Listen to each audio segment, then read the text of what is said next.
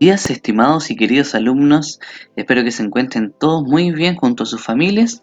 Vamos a comenzar nuestra clase del día de hoy.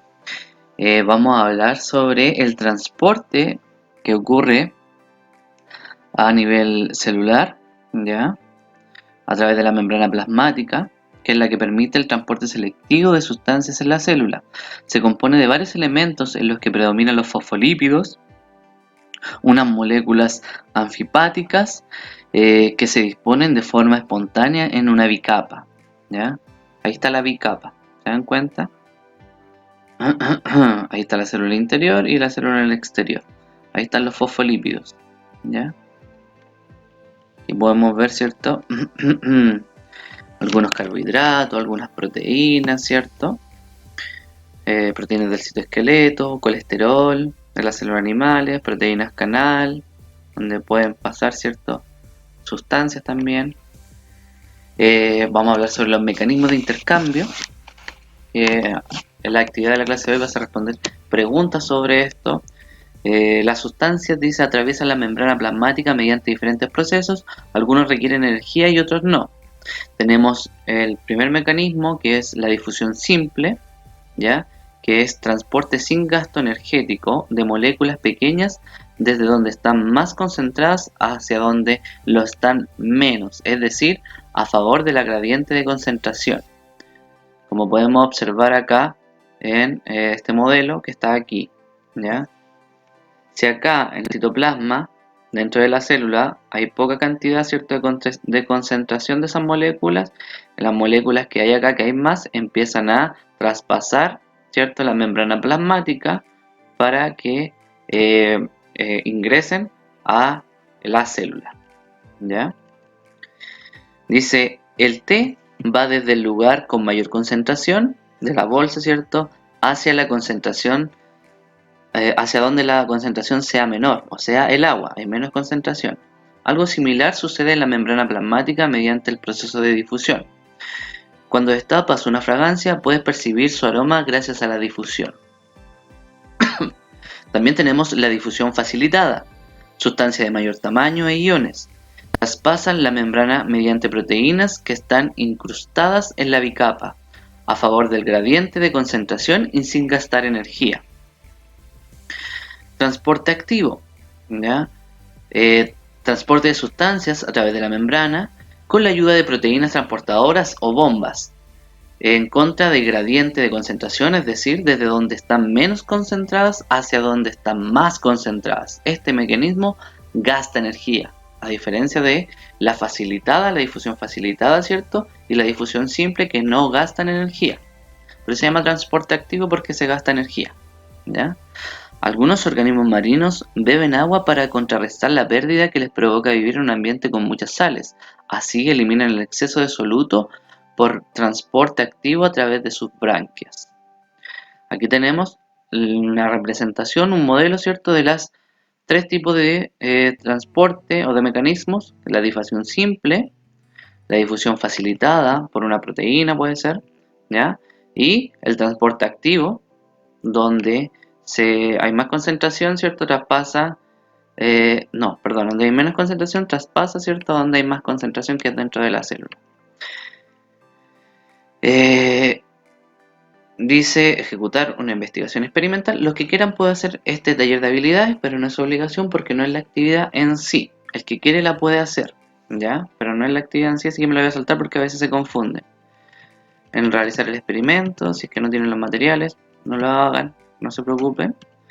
Luego vamos a ver lo que es la osmosis, transporte de agua a través de una membrana desde una región con menor concentración de soluto y una mayor concentración de agua hacia otra con mayor concentración de soluto y menor concentración de agua sin gastar energía. ¿Qué podemos observar?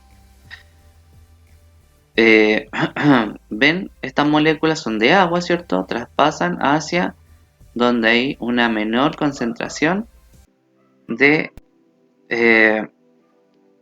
soluto, ¿ya? Aquí podemos observar el esquema, cómo va traspasando el agua, ¿cierto?, la bicapa lipídica de la membrana plasmática. Para preparar y conservar el charqui se añade una gran cantidad de sal. Así las bacterias circundantes son sometidas a un medio muy concentrado, por lo que pierden agua, se deshidratan y mueren. ¿Ya? Por eso el charqui es salado. El mismo fenómeno permite conservar mermeladas, en ese caso se emplea una gran cantidad de azúcar.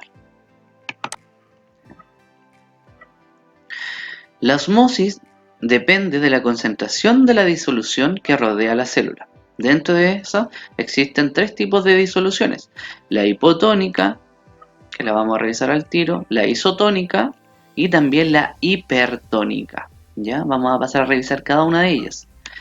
La hipotónica tiene menor concentración de solutos y mayor concentración de agua que el interior de una célula. ¿Qué efectos provoca esta disolución? Aquí podemos ver, ¿cierto?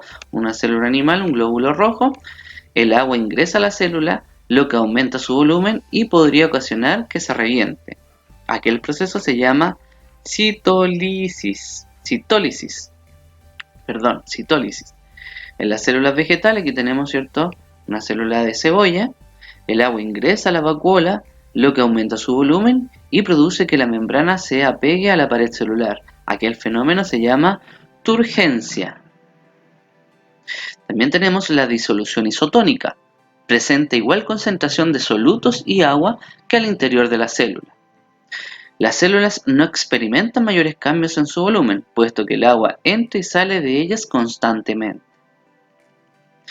Y también existe la disolución hipertónica. Posee una mayor concentración de sustancias y una menor concentración de agua que al interior de la célula. El agua sale de la célula, lo que provoca que se encoja. Aquel fenómeno se denomina crenación. Cuando el agua sale de la vacuola y la membrana plasmática se aleja de la pared celular, este fenómeno se denomina plasmólisis. ¿Ya? Y por último tenemos, dice, predecir, observa y responde. Tenemos aquí agua, en este lado, en el lado A, y en el lado B, soluto. Y aquí hay un permeable al agua, ¿cierto? ¿Qué ocurrirá con el agua después de un rato? ¿Qué creen ustedes? Si aquí esto es permeable, ¿qué va a pasar con estas dos cosas? Piensen, según lo que acabamos de observar. Y por último, el transporte en masa.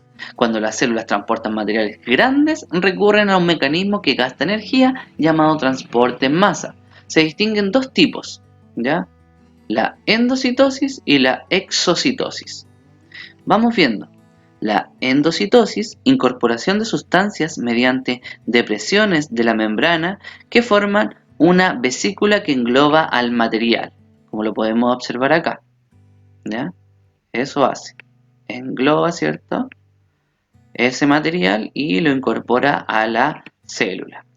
Y por otro lado tenemos la exocitosis, que es la liberación del material mediante una vesícula intracelular que se fusiona con la membrana y libera su contenido, como podemos observar en este esquema, en este lado del esquema. Aquí va liberando, ¿cierto?, ese material.